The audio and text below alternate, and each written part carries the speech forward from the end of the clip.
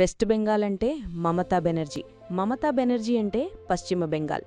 గత 15 ఏళ్లుగా అక్కడ దీదీ రాజ్యమే నడుస్తోంది. కాని ఇప్పుడు ఆ రూల్కి బెంగాల్ ప్రజలు బ్రేక్స్ వేశారు. అస్సలు ఎవరూ ఊహించని విధంగా వెస్ట్ బెంగాల్లో మమతా బెనర్జీ ఓడిపోగా మొదటిసారి అక్కడ బీజేపీ జెండా రెపరెపలాలుతోంది. అతి చిన్న వయసులోనే రాజకీయాల్లోకి వచ్చి తెల్లటి కాటన్ చీరలు, హవాయి చెప్పులతో ఒక సామ్రాజ్యాన్ని నిర్మించిన దీదీ ప్రస్థానం ఒక సినిమా స్టోరీకి ఏమాత్రం తగ్గదు. అలాంటిది గత 15 ఏళ్లుగా బెంగాల్ను ఏకఛత్రాధిపత్యంగా ఏలిన మమతా కోట ఈ 2026 ఎన్నికల ఫలితాలతో ఒక్కసారిగా కుప్పకూలిపోయింది. అయితే వెస్ట్ బెంగాల్లో దీదీ ఓడిపోవడానికి కారణమేంటి? ఈ ఓటమితో ఆమె రాజకీయాలకు గుడ్ బై చెప్పానన్నారా? అసలు ఒక సామాన్య మధ్యతరగతి యువతి ప్రపంచంలోనే అతిపెద్ద కమ్యూనిస్టు ప్రభుత్వాన్ని ఎలా గద్దెదించగలిగింది? 15 ఏళ్లలో ఆమె సంపాదించింది ఎంత? మమతా బెనర్జీ ప్రస్థానం గురించి మాట్లాడే ముందు ఆమె బాల్యం గురించి తెలుసుకోవడం చాలా అవసరం. 1955 జాన్యువరి 5న కోల్కతాలో ఒక నిరుపేద బ్రాహ్మణ కుటుంబంలో ఆమె జన్మించారు. ఆమెకు కేవలం 17 ఏళ్ల వయసున్నప్పుడే తండ్రి ప్రమీలేశ్వర్ బెనర్జీ వైద్యమందక మరణించారు. కుటుంబం ఆర్థిక ఇబ్బందుల్లో ఉన్నప్పుడు కూడా ఆమె కృంగిపోలేదు. తన 5గురు తోబుట్టువుల కోసం తెల్లవారుజామునే లేచి వంట చేసి ఆ తర్వాత కళాశాలకు వెళ్లేవారు. ఈ క్రమశిక్షణ, పట్టుదలే ఆమెను రాజకీయాల్లో ధీరవనితగా తీర్చిదిద్దాయి. కళాశాల రోజుల్లోనే కాంగ్రెస్ అనుబంధ విద్యార్థి సంఘం ఛాత్ర పరిషత్ ద్వారా ఆమె రాజకీయాల్లోకి అడుగుపెట్టారు.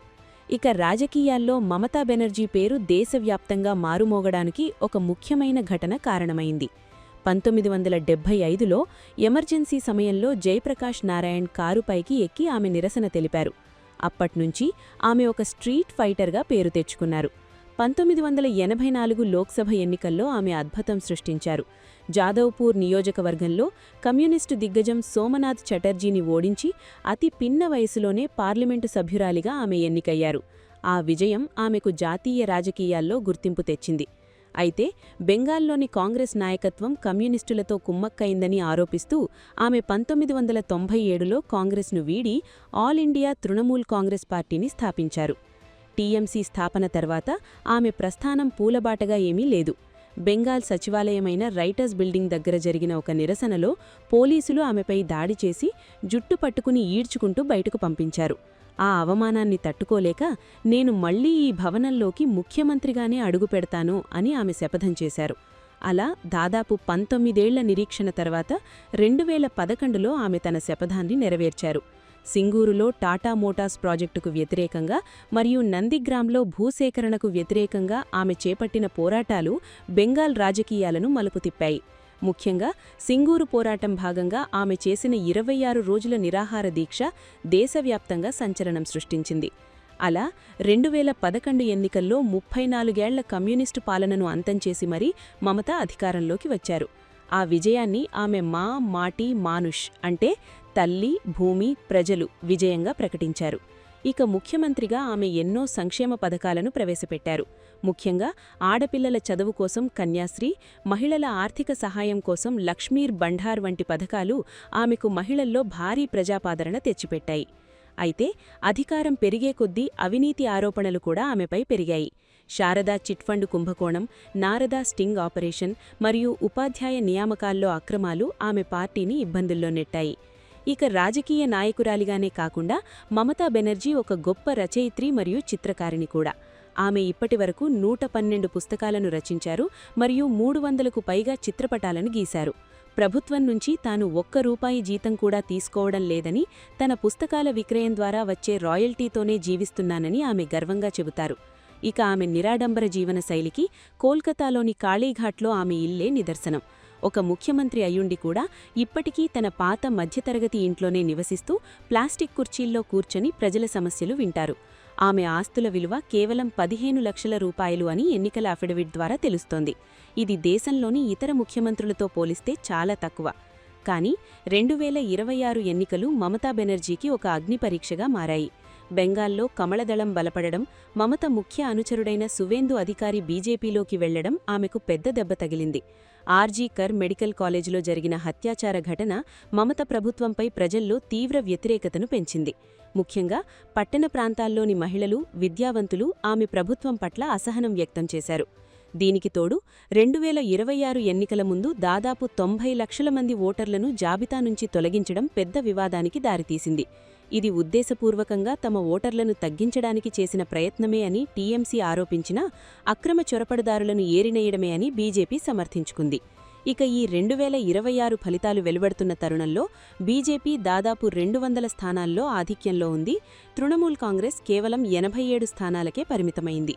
ఇది బెంగాల్ రాజకీయాల్లో ఒక భూకంపంలాంటిది. సుదీర్ఘకాలం అధికారంలో ఉన్న తృణమూల్ కాంగ్రెస్పై ఏర్పడిన వ్యతిరేకత, బీజేపీ యొక్క డబుల్ ఇంజిన్ సర్కార్ హామీ ప్రజలను ఆకర్షించాయి. బీజేపీ తన మేనిఫెస్టోలో మహిళలకు నెలకు 3,000 రూపాయలు ఆర్థిక సహాయం చేస్తామని ప్రకటించడం బెంగాల్ మహిళా ఓటు బ్యాంకును ఆ పార్టీ వైపు తిప్పుకుంది. మధ్యలో ఒకసారి మనం ఆలోచిస్తే, మీరెప్పుడైనా గమనించారా? ఒక బలమైన నాయకత్వం ఉన్నా సరే వ్యవస్థలోని అవినీతి ఎలా ఆ నాయకత్వాన్ని పతనం చేస్తుందో, లేదా ఒక చిన్న మధ్యతరగతి ఇంటి నుంచి వచ్చిన వ్యక్తి దేశ రాజకీయాల్లో ఇంత ప్రభావం చూపగలరని మీరెప్పుడైనా ఊహించారా? ఒకప్పుడు మమతా బెనర్జీ చేసిన శపథం ఆమెను అధికారంలోకి తెచ్చింది. ఇప్పుడు ప్రజలు మార్పును కోరడం ఆమెను ప్రతిపక్షంలోకి నెట్టింది. అధికారం ఎప్పుడూ శాశ్వతం కాదు, ప్రజల నమ్మకమే నిజమైన ఆస్తి అని ఈ పరిణామాలు మనకు గుర్తుచేస్తున్నాయి. ఇక ఈ 2026 ఫలితాల విషయానికి వస్తే మమతా బెనర్జీ ఓటమిని అంగీకరించే స్థితిలో లేరు. ఓట్ల లెక్కింపులో అక్రమాలు జరిగాయని, కేంద్ర దళాల ద్వారా బీజేపీ అక్రమాలకు పాల్పడిందని ఆమె ఆరోపిస్తున్నారు. మేము పులిపిల్లల్లా పోరాడతాము అని ఆమె కార్యకర్తలకు పిలుపునిచ్చారు. నిజానికి మమతా బెనర్జీకి ప్రతిపక్ష నాయకురాలిగా ఉండడం కొత్తేమీ కాదు. ఆమె రాజకీయ జీవితం మొత్తం పోరాటాలతోనే సాగింది. అధికారం కోల్పోయినప్పటికీ ఆమె బెంగాల్ రాజకీయాల్లో ఒక అలుపెరగని శక్తిగానే కొనసాగుతారని విశ్లేషకులు చెబుతున్నారు. అదే సమయంలో మమత మేనల్లుడు అభిషేక్ బెనర్జీ పాత్ర కూడా చర్చనీయమవుతోంది.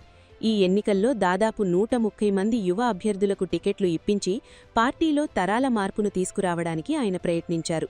దాంతో పార్టీ ఓడిపోయినప్పటికీ టీఎంసీని మళ్లీ నిర్మించడానికి అభిషేక్ బెనర్జీయే కీలకమవుతారని భావిస్తున్నారు. బెంగాలీ అస్తిత్వాన్ని కాపాడతామని ఆయన చేసిన పోరాటం ఎంతవరకు ప్రజలను ప్రభావితం చేసిందో భవిష్యత్తు ఫలితాలు వెల్లడిస్తాయి. మమతా బెనర్జీ రాజకీయ జీవితం మనకు ఒక ముఖ్యమైన విషయాన్ని నేర్పిస్తోంది. శూన్యం నుంచి మొదలై శిఖరాగ్రానికి చేరుకోవడం సాధ్యమని ఆమె నిరూపించారు.